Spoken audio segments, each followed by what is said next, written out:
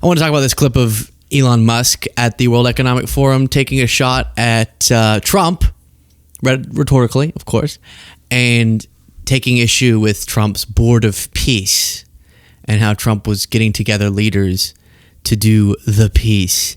And here was Elon's description of maybe it's not the Board of Peace like P-E-A-C-E, but peace, P-I-E-C-E. I heard about the formation of the Peace Summit, and I was like, is that P-I-E-C?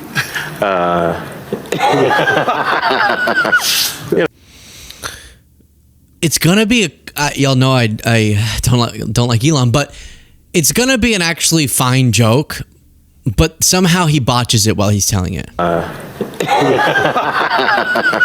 little piece of Greenland, a little piece of Venezuela. we got one. All we want is peace.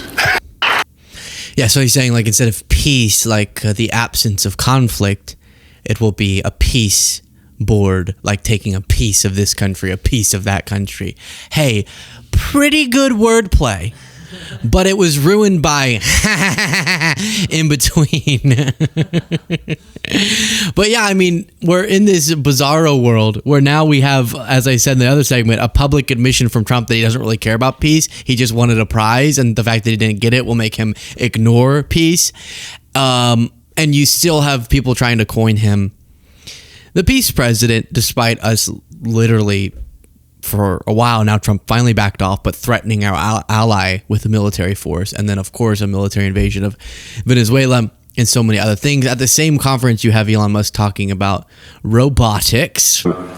And if you appreciate the show, by the way, please do click the subscribe button. Makes quite the difference. All you do is click below the video, subscribe, and then you help grow and get the message out. And actually, my prediction is in the benign scenario of the future that the robots will actually make so many robots and AI that they will actually saturate all human needs. Meaning you won't be able to even think of something to ask the robot for at a certain point. Like there will be such an abundance of goods and services because my prediction is that there'll be more robots than people. So, but how do you then have more robots than people? And people like Elon are the ones making the robots. What could possibly go wrong? What could possibly go wrong? Now, of course, as I've said before, and I'll play more, there is a utopia you could think of where all difficult jobs are filled by robots and the wealth that's generated through this vast productivity is funneled back to citizens who then have freed up time, but all their basic needs covered to get involved in volunteering and community organizations and passionate about different projects and more time to spend with their families and coach their kids' team and do all these different wonderful things.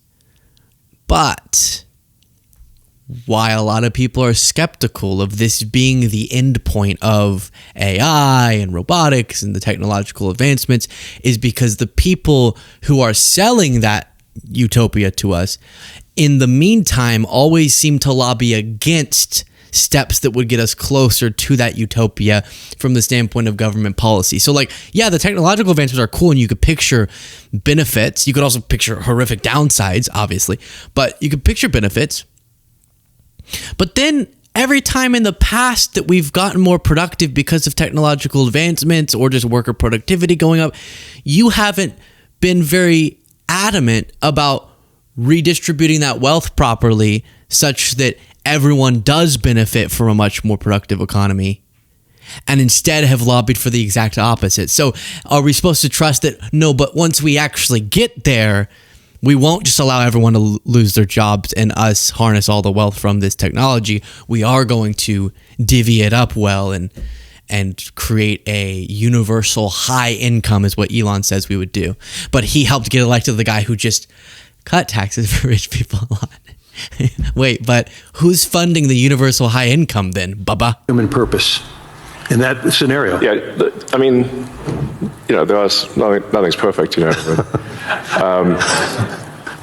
but I mean, it is a net. Wait. Watch that. Do you see him glitch out? Watch an obvious follow-up question from the questioner, Mr. Fink. But how do you then have human purpose? How do you then have human purpose? If everything is done for us, everything is happening because of his autonomous robots, what is it that we are doing? And there's answers for that. I just gave you some examples. People have thought up better than me how then we fill time. But watch, that's an obvious follow-up question. Let's see how Elon nails it. But how do you then have human purpose in that scenario? Yeah, I mean, nothing's perfect, but I mean, it is a necessary.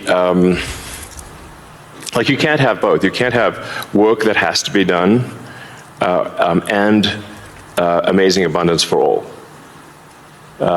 Because if it's work that has to be done, then you and only some people can do it, then you can't have abundance. Then for it's all. narrow. It's narrow, yeah. Exactly. So, but if you have billions of humanoid robots, and I think there will be,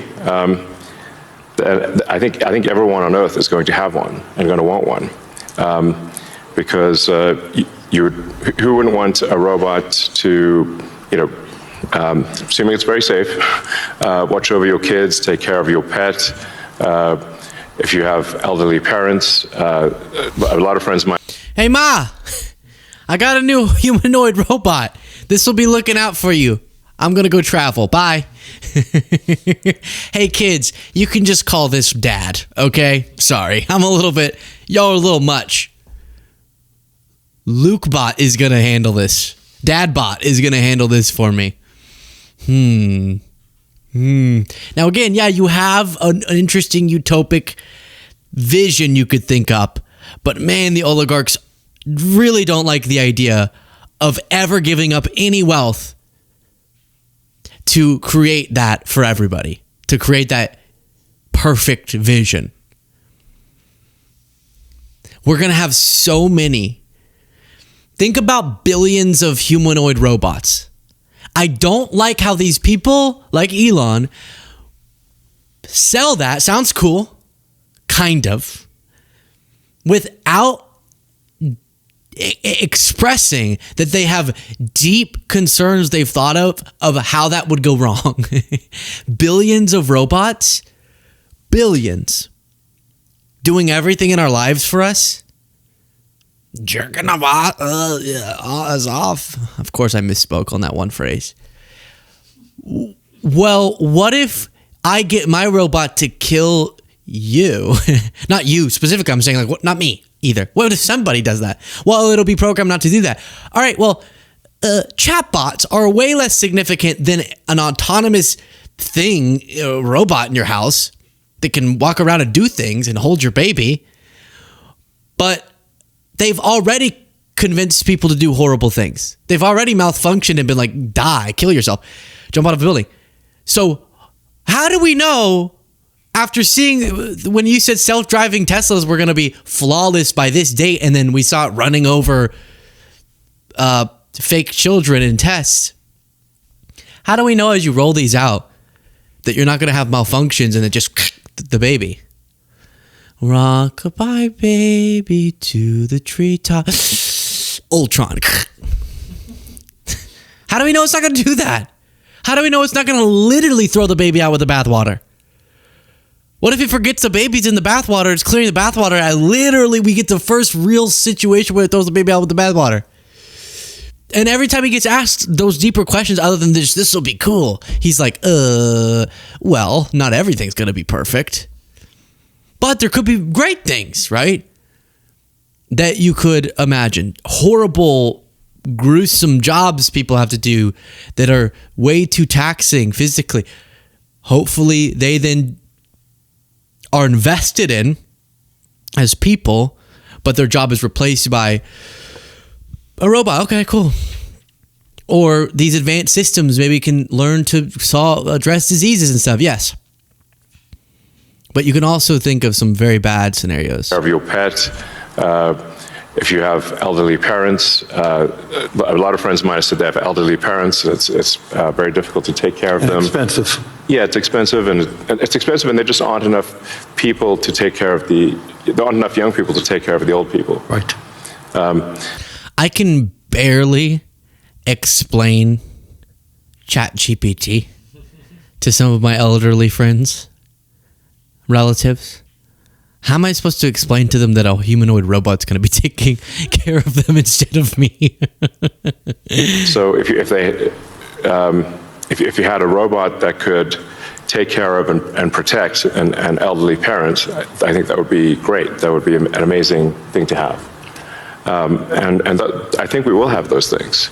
So, I mean, overall, I'm very optimistic about the future. Yeah. So, just to be clear, some of this I get very excited about. Some of it, I go, if we don't get strong political leaders who can do oversight and regulate and implement public policy to put guardrails on this technological advancement, and we're just hoping that the oligarchs who own the companies who are doing these things will have our best interest in mind, then we're effed. So this is such a critical point in time where we need good political leaders, and right now we don't have them. But think about this as to why I'm so skeptical of Elon and others who kind of sell this perfect vision, if you'll just trust us, through this rapid change, is he's telling us that right around the corner, if you just let him keep doing his thing, don't regulate, let me do my thing, we're going to be creating so much wealth through AI and robotics without the human toll that goes into that productivity, that we'll have universal high income, everyone will be taken care of because the robots are off doing all of the wealth generation. And that same guy went into the government and said we didn't have a tiny, tiny, tiny, tiny sliver of our budget. We didn't have enough money to fund it, leading to thousands of people dying of disease that are preventable. So no, I don't trust that people like him, oligarchs like him, will prioritize helping the people who need it and using these amazing technological advancements for that, as opposed to their own vanity. And that's why we need good political leaders.